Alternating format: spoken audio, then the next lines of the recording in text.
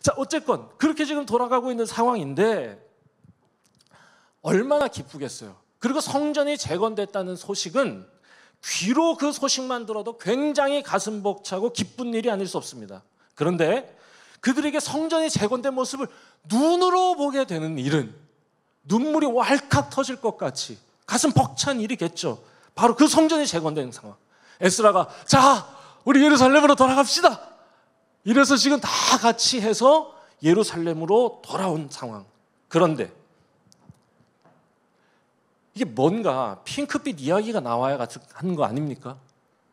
성도들이 막 감사하면서 예배를 드렸다 뭐 이런 게 나와야 되는데 에스라가 돌아오자마자 듣게 된 소식은 굉장히 충격적입니다. 오늘 우리가 읽은 말씀에 뭐라 하느냐? 그 땅의 백성들. 자, 그런데 심지어 그들을 이끌어갈 제사장과 레위인까지도 이방 여인들과 결혼했다. 결혼했을 뿐 아니라 그들이 하는 것과 똑같이 가증한 우상 숭배 행위를 하고 있다라는 얘기를 듣게 되는 겁니다. 여러분, 다른 사람이면 몰라도 페르시아에서도 이방에서도 신앙 지키며 살았던 에스라가, 여러분, 거기서도 하루하루 성실하게 준비했던 그 에스라에게 돌아오자마자 듣는 이 이야기는 충격적인 일이 아닐 수 없다 이거지. 감격적인 마음을 가지고 왔어. 재건된 성전 보고 울고 싶어서. 그런데 너무 이상한 얘기를 듣는 겁니다. 여러분, 혹시 이제 이 얘기를 듣는데, 아니 요즘 국제 결혼도 많이 하는데 그게 그렇게 문제가 되는 건가? 아, 그게 하나님의 뜻이 국제 결혼 안 되는 건가요? 됩니다. 국제 결혼 됩니다. 우리 교회에도 있잖아요, 한 분. 지금은 미국 가 계세요. 네? 김명훈 데이브인가? 메이브. 김명훈 메이브. 이거 뭐 국제 결혼이잖아. 믿음 안에서 그렇게 하는 거 괜찮습니다. 괜찮아요. 우리 자녀들 모르겠습니다만. 자, 그런데 어쨌건 이 상황은 그런 상황이 아닙니다. 성경에서 지금 이 상황을 기록하고 있는 건 그 안의 의미를 살펴보게 하시기 위함이다. 그러니까 그냥 국제 결혼 그게 아니라 그 안의 의미요. 여러분, 이방인과 결혼하는 그건 그냥 단지 그 껍데기, 그 피상, 그 현상만 보면 되는 게 아니라 그 안의 의미를 발견해야 되는데, 이방 여인과 결혼했다는 건 단순히 국제적인 가족을 이뤘다는 의미가 아닙니다. 그 안에 다른 의미가 있어요. 이스라엘 사람들에게는 이방인과 결혼하는 것에 다른 목적과 저의가 있다 이겁니다. 간단히 정리하면 하나님도 사랑하고 세상도 사랑하는 것입니다. 외국에 나가 살다가 다시 고향에 돌아온 사람들에게는 편안하고 안전한 안식처가 필요합니다. 자, 그런데 본래 그 땅에서 살아가던 사람들, 그러니까 그 땅에 있었던 그 이방 족속들 있죠. 그 사람들과 싸우지 않고 그 땅에서 잘 정착하는 방법, 결혼하는 거예요. 그런데 단지 이게 결혼이 싸우지 않는 목적이 아니라 실은 포로로 잡혀갔다 끌려온 이스라엘보다 그 땅에서 정착하면서 살아갔던 이방 사람들이 훨씬 더 잘 살았습니다. 안정도 해야겠고 편안도 하고 싶고 화려함도 누리고 싶은 거. 하나님 사랑하는 것도 좋은데 우리가 살아가려면 이것도 필요하잖아 라고 마음속에서 타협하기 시작한 겁니다. 백성들만 그렇게 한 게 아니라 하나님을 예배하고 흔들리지 말아야 할 레위인과 제사장들까지도 그 사람들이 가진 화려한 문화와 그들의 소유의 넉넉함에 마음을 빼앗겼다. 하나님 사랑하고 말씀 따르는 것도 좋은데 세상의 이익도 중요하지 않느냐? 여러분, 우리는 다 이런 갈등 가운데 살고 있는 것 아닙니까? 더군다나 지금 우리는 더욱 그런 갈등 한가운데 살아가고 있는 것 같습니다. 그 어느 시대보다도 돈이 중요하게 여겨지는, 돈은 쾌락을 바꾸는 교환권처럼, 그래서 포기할 수 없는 것처럼,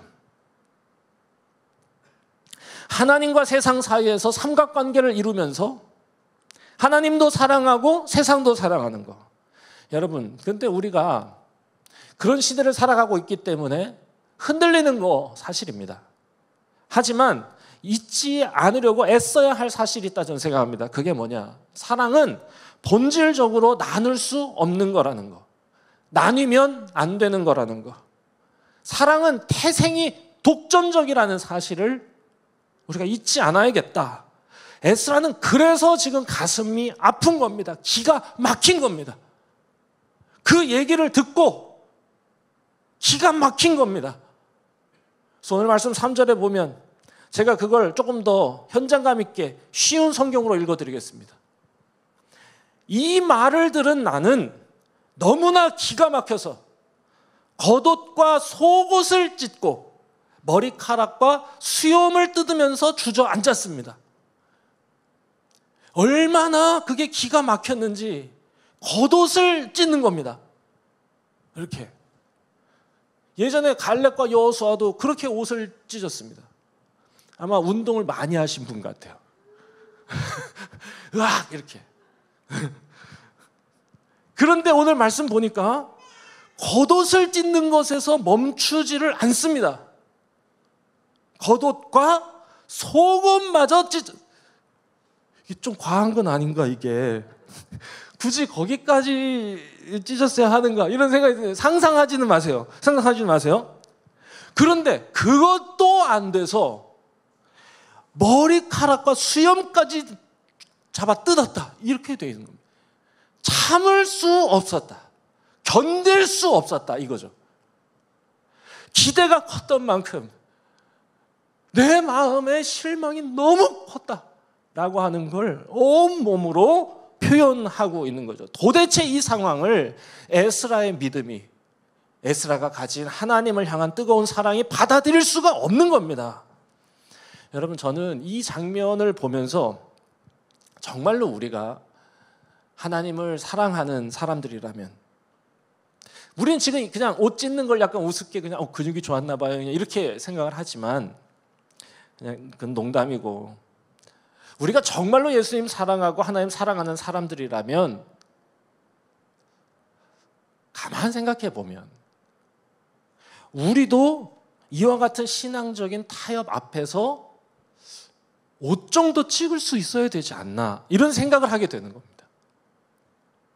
내 주위에 있는 사람들의 신앙의 타협을 보면서 옷을 찢는, 그래도 그런 뜨거운 사랑이 우리 안에 남아 있어야 하는 거 아닌가. 우리도 세상과 똑같이 타협하고 살면서 우리에겐 하나 더 하나님을 가진 사람 정도로 우리 자신을 자리매김하면 안 되는 것 아닌가. 여러분, 정말로 사랑하면 가슴이 찢어지고 아프다는 것 아시죠? 정말로 사랑하는 누군가가 생기면 그때부터는 여기가 아픈 게 느껴집니다. 우리 태컨이 엄마가 제 가슴을 제법 많이 찢었습니다. 태컨이 엄마가 못돼서 그랬다기보다 제가 태컨이 엄마를 진짜로 사랑해서 찢어지는 거다. 이거 태컨이 엄마한테 물어봐야 됩니다. 태컨이 엄마도 여기에 찢어진 적이 있는지를. 굉장히 궁금하긴 합니다. 왜냐, 이거 진짜 좋아해야 여기가 찢어지거든요. 제가 약간 이게 좀 인격이 모자라가지고 이렇게 해가지고 승질 확 내고 등 확 돌리고 이제 집에서 좀 나오고 이러면 하루 종일 여기가 아파요. 왜 아픈 거냐? 물론 그 얘기를 들은 집사람도 힘들겠다 이런 생각이 들지만 실은 이게 아닌데 사랑이 깨질까 봐, 놓칠까 봐 막 졸이면서 여기가, 알아요 그런 거? 자, 여러분, 진짜 사랑하면 아픈 겁니다. 우리가 하나님을 사랑하면 가슴이 찢어지고 가슴이 아픈 겁니다. 내 친구의 신앙의 타협을 보고, 우리 가족의 모자란 불의를 보고 견딜 수가 없어서 찢는 겁니다. 그러니까 우리가 정말로 기억해야 되는 거, 이 시대에 옷을 찢는 사람이 남아 있어야 하겠구나. 그게 우리면 좋겠구나. 이렇게 가지고 하나님께 기도해야 되지 않겠나. 좀 가식의 옷은 찢고 진실의 옷은 입고 그렇게 하나님께 진실한 모습으로 진실한 사랑으로 나아가는 사람들, 다른 사람의 일을 내 일처럼 여기면서 그들을 위해서 눈물을 흘려서 기도할 수 있는 사람들, 하나님의 사랑을 깨달아서 그 사랑을 깨닫지도 못하고 느끼지도 못한 사람들을 바라보면서 가슴 아파할 수 있는 사람들이 우리 배우하면 참 좋겠다. 가끔 보면 우리는 때로 하나님을 내 삶의 옵션 정도로 생각하는 때가 있는 것 같습니다. 하나님 사랑하는 걸 내 삶의 옵션 정도로, 삶에 꼭 필요한 것은 아니더라도 있으면 좋은 것으로 하나님을 여긴다는 것입니다. 있으면 꽤 괜찮은데 꽤 마음의 평안을 가져다 주는,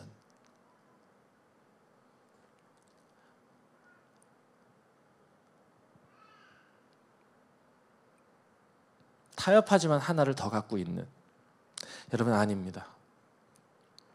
하나님이 우리를 그렇게 사랑하시지 않았기 때문입니다. 하나님은 우리가 그저 있으면 좋은, 없어도 괜찮은 대상으로 여겨주지 않으셨습니다. 하나님의 우리를 향한 그 외사랑은 그런 사랑이 아닙니다. 우리만을 향한, 우리를 위한, 우리가 그 사랑을 깨달아 아는 게 참 중요하다. 그래서 에스라가 기가 막힌 겁니다.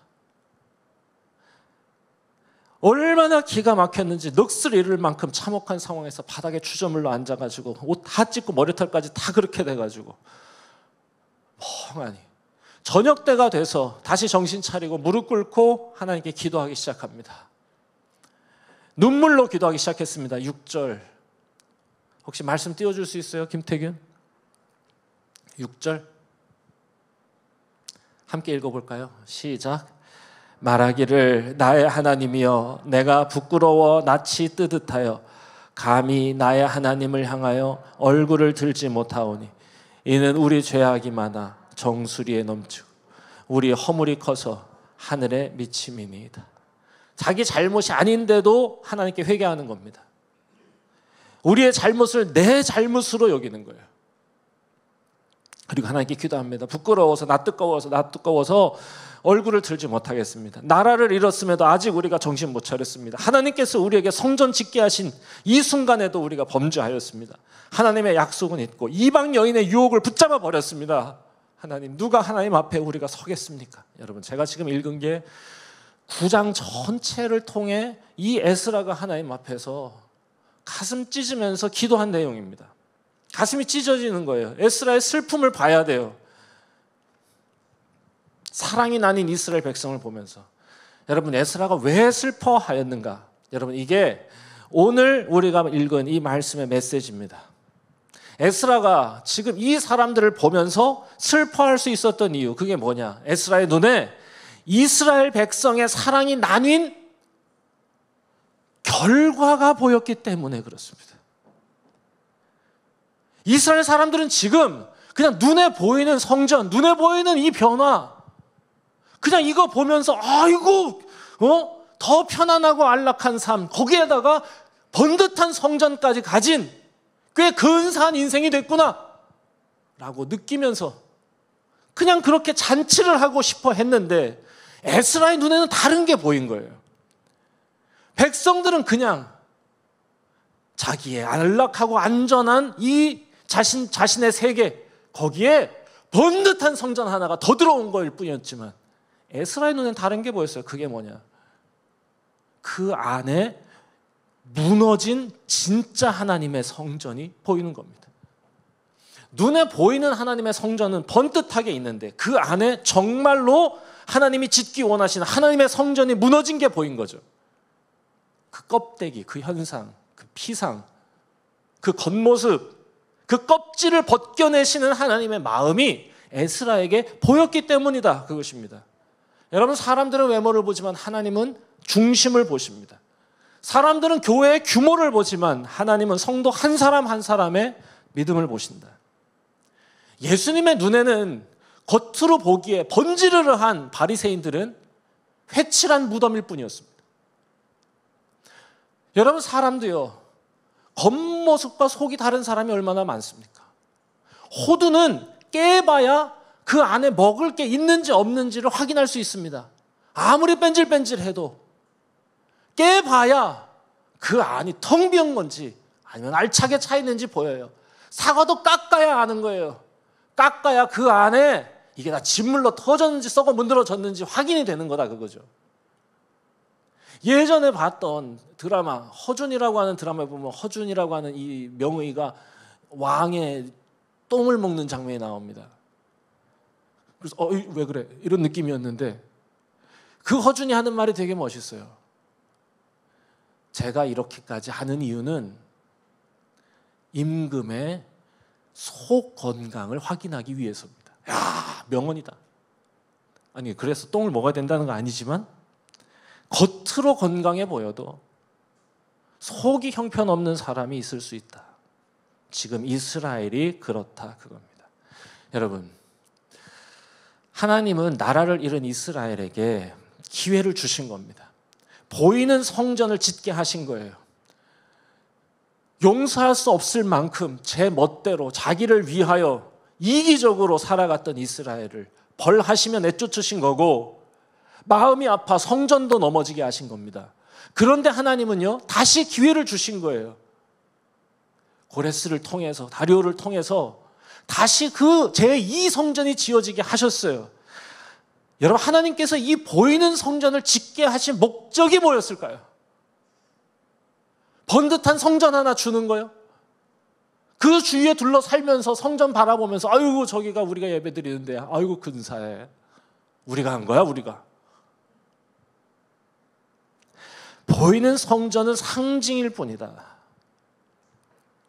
다시 회복될 이스라엘의 믿음, 보이지 않는 성전의 상징일 뿐이라 그겁니다. 성전이 세워졌다고 해서 건물이 세워졌다고 해서 이스라엘 믿음이 회복된 건 아니라는 말입니다. 여러분, 진짜 하나님께서 회복시키고 짓고 싶으셨던 건 그건 뭐냐? 그 건물, 그 피상 그 너머에 보이지 않는 하나님의 참 성전이요. 이스라엘의 한 사람 한 사람이 인생 가운데 세워나가는 하나님을 참으로 사랑하고 진실하게 말씀을 사모하며 세워가는 인생의 성전, 진짜 하나님의 성전, 보이지 않는. 보이는 성전은 출발에 불과한 겁니다. 그러나 하나님이 짓기 원하시는 그 참된 본질은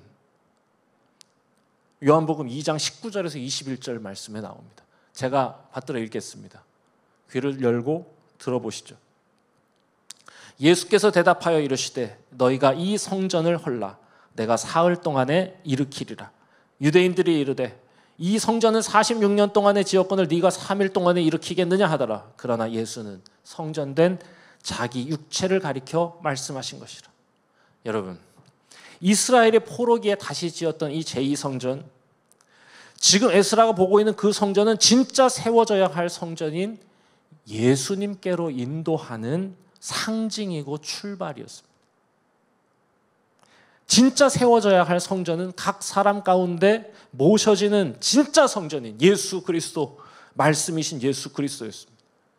정말로 예수님의 이 말씀대로, 이 예언대로 이 성전은요 AD 70년, 그러니까 예수님 돌아가시고 나서 37년 뒤에 로마 제11군단에 의해서 완벽하게 무너집니다. 흔적도 없이 사라집니다. 놀랍게도 바로 그 해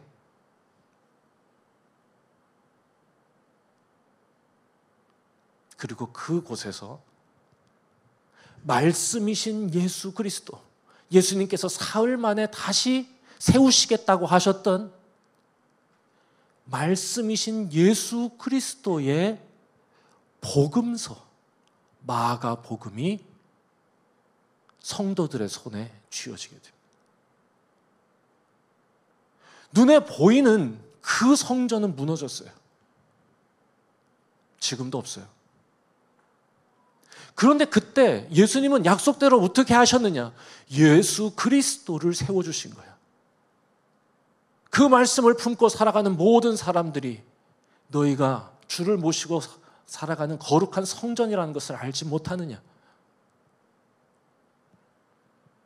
깨닫게 해주시기 위해서요. 여러분, 하나님의 계획이 저는 그것이었다 믿습니다. 우리 배화교회가 예배 공간을 이전하려고 준비하고 있습니다. 저는 그곳이 우리에게 되게 따뜻한 안식처가 되었으면 좋겠다 기도하고 있습니다. 6년 동안 우리가 지금 이 공간에서 예배를 드렸고요.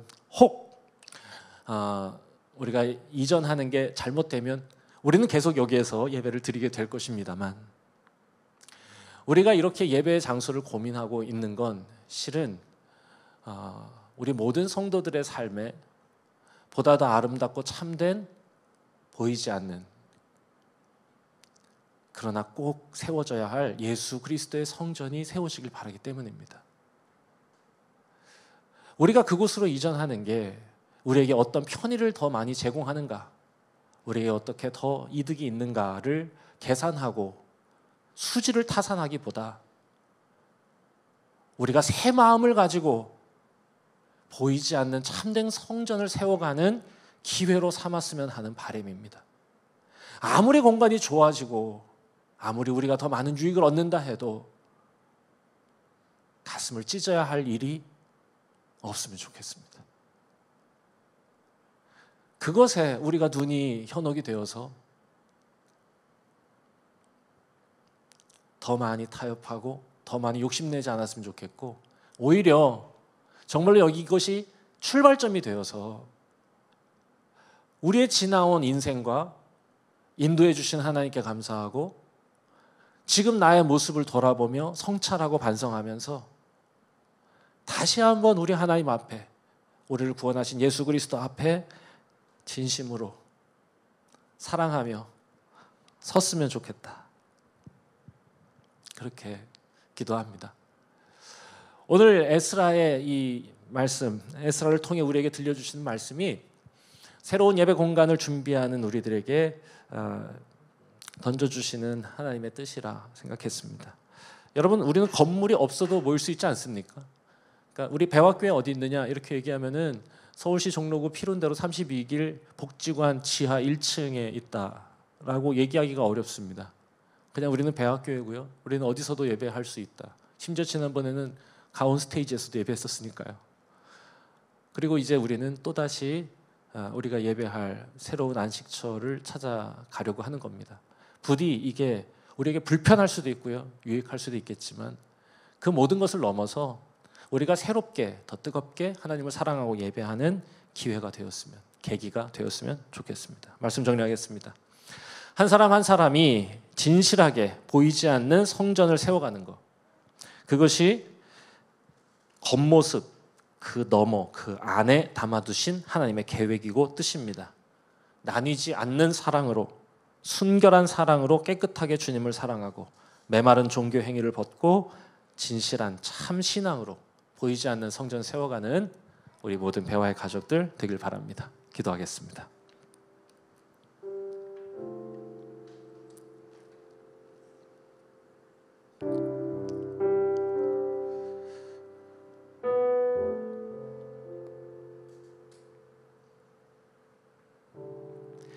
이 시간 각자가 조용히 함께 기도하겠습니다.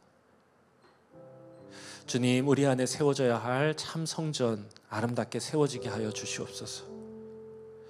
눈에 보이는 성전이 아니라 정말로 우리가 하나님 앞에 세워야 할 참되고 진실한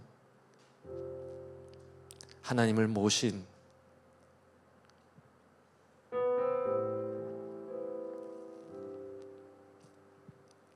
아름다운 성전으로 우리 자신이 서게 하여 주시옵소서.